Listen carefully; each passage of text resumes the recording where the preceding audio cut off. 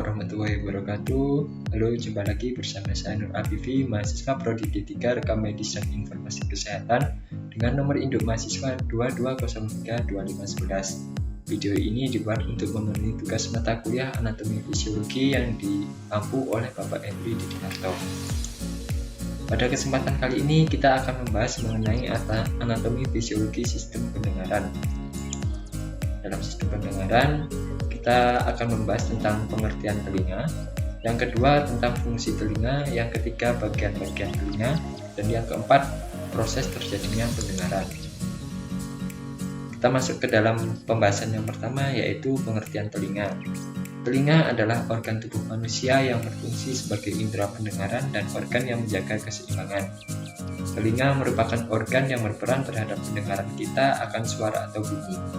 Hal ini dapat terjadi karena telinga memiliki reseptor khusus yang berfungsi untuk mengenali getaran suara. Namun, suara memiliki batasan frekuensi yang dapat didengar, yaitu yang frekuensinya 20 Hz sampai 20.000 Hz. Selanjutnya, kita mengarah ke fungsi telinga. Yang pertama, telinga sebagai pengatur keseimbangan. Terdapat struktur khusus pada organ telinga yang berfungsi mengatur dan menjaga keseimbangan tubuh. Organ ini berhubungan dengan saraf otak ke-8 yang berfungsi dalam menjaga keseimbangan dan untuk mendengar. Selanjutnya, telinga sebagai indera pendengaran. Telinga dapat berfungsi sebagai indera pendengaran apabila terdapat gelombang suara yang masuk melalui telinga luar yang akan diterima oleh otak melalui proses terjadinya pendengaran. Yang kedua, bagian-bagian telinga. Telinga manusia terbagi menjadi 3 bagian, yaitu telinga luar atau outer ear, yang kedua telinga tengah atau middle ear, yang ketiga telinga dalam atau inner ear. Kita bahas satu persatu. Yang pertama, telinga bagian luar. Telinga bagian luar terletak di samping kiri kanan di bawah temporal yang berfungsi mengumpulkan dan memindahkan gelombang suara ke telinga tengah. Bagian dari telinga bagian luar, yang pertama ada auricula atau biasa disebut dengan daun telinga. Daun telinga terbentuk oleh susunan tulang rawan yang memiliki bentuk khas untuk mendukung fungsinya, yaitu untuk memusatkan gelombang suara yang masuk ke saluran telinga. Seluruh permukaan diliputi kulit tipis dengan saluran subtikus pada permukaan anterolateral. Ditemukan rambut kelenjar sebase dan kelenjar keringat. Selanjutnya, bagian telinga luar adalah meatus acusticus externa. Bertabung berkelok-kelok yang terbentang antara auricula dan membran timpani.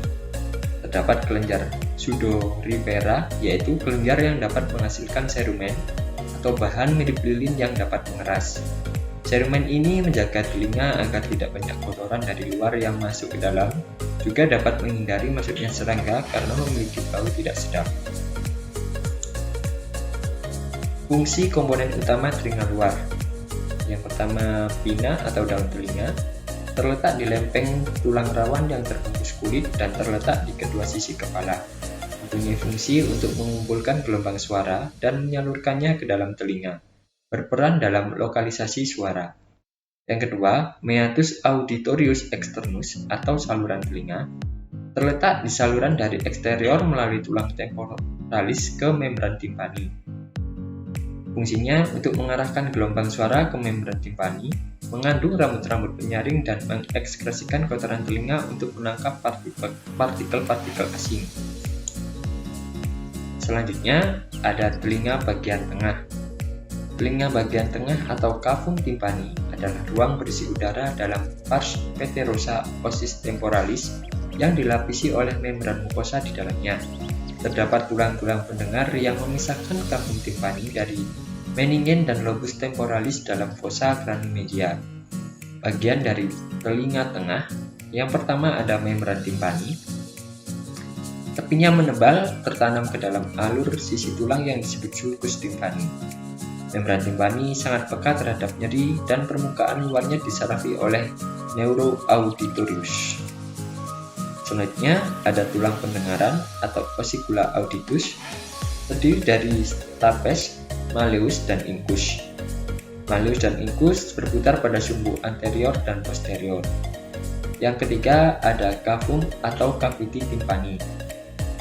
Cavum merupakan rongga atau ruangan yang berhubungan dengan tulang mastoid, sehingga bila terjadi infeksi pada telinga tengah dapat menjalar menjadi mastoiditis. Dan terakhir ada tuba eustachius yang berfungsi menjaga keseimbangan tekanan udara dari luar tubuh dan udara di dalam telinga tengah. Fungsi komponen utama telinga tengah. 1. Membran timpani terletak di membran tipis yang memisahkan telinga luar dan telinga tengah. Berfungsi untuk bergetar secara sinkron dengan gelombang suara yang mengenainya, menyebabkan tulang-tulang pendengaran telinga tengah bergetar. Yang kedua ada tulang pendengaran, meliputi malleus, incus, dan stapes. Terletak rangkaian tulang yang dapat bergerak yang berjalan melintasi rongga telinga tengah. Malleus melekat kepada membran timpani dan stapes melekat pada jendela oval. Fungsi dari tulang pendengaran adalah bersila secara sinkron dengan getaran membran timpani serta menimbulkan getaran seperti gelombang di perilimf koklea dengan frekuensi yang sama. Selanjutnya, komponen utamanya cavum timpani terletak di sebelah lateral dibatasi oleh membran timpani, di sebelah medial oleh promontorium, di sebelah superior oleh tegmen timpani, dan inferior oleh bulbus jugularis dan neurofacialis. Fungsinya, yang pertama untuk menjaga gendang telinga supaya tidak pecah melalui keseimbangan tekanan udara tuba eustachius dengan tekanan udara liang telinga. Yang kedua, meredam gelombang bunyi yang terlalu keras melalui musculus tensor timpani dan musculus tapezius.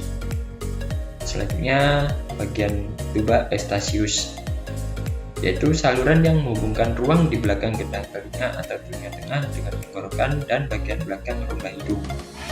Berfungsi untuk menjaga keseimbangan tekanan udara dari luar tubuh dan udara di dalam telinga tengah. Yang ketiga, kita masuk ke telinga bagian dalam. Telinga dalam atau labyrinthitis adalah suatu sistem saluran dan rongga di dalam pars petrosum tulang temporalis. Di dalamnya terdapat labirin membranosa, merupakan suatu rangkaian saluran dan rongga-rongga. Labirin membranosa berisi cairan endolimf. Bagian dari telinga dalam adalah satu koklea atau biasa disebut dengan rumah siput. Koklea berbentuk seperti tabung bengkok ke belakang lalu berlilit mengelilingi tulang dan membentuk seperti kerucut di ujungnya. Di dalamnya terdapat cairan yang disebut dengan cairan perilimf. Selanjutnya ada vestibular. Vestibular berisi sel-sel yang mengendalikan keseimbangan. Yang ketiga, kanalis semisirkularis atau saluran setengah lingkaran. Saluran setengah lingkaran yang terdiri dari 3 saluran semisirkularis yang tersusun menjadi satu kesatuan dengan posisi yang berbeda.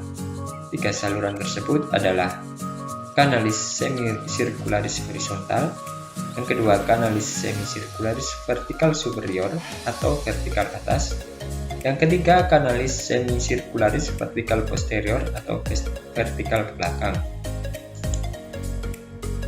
Adapun fungsi komponen utama telinga dalam, yaitu koklea, berfungsi untuk reseptor penerima gelombang suara karena di dalamnya terdapat sel saraf sensoris yang berhubungan dengan otak.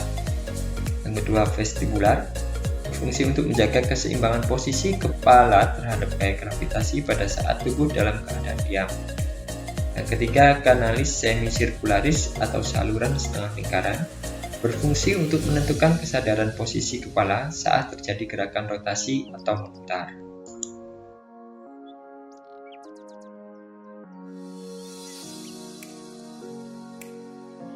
Demikian pembelajaran yang dapat saya sampaikan, semoga bermanfaat.